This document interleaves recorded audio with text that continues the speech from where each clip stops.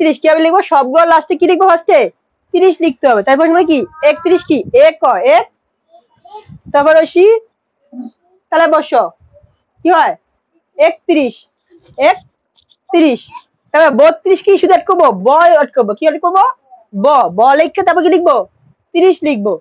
32 32 ব লেখা 30 লিখবো। তারপর রশি তাহলে বস 30 32।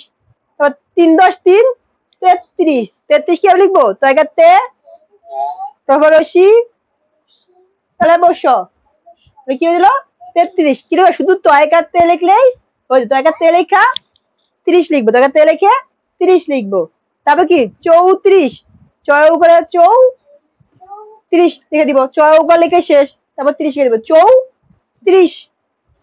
3 10 5 35 5 পয়, তারপর রশি তাহলে বস 35। ঠিক আছে।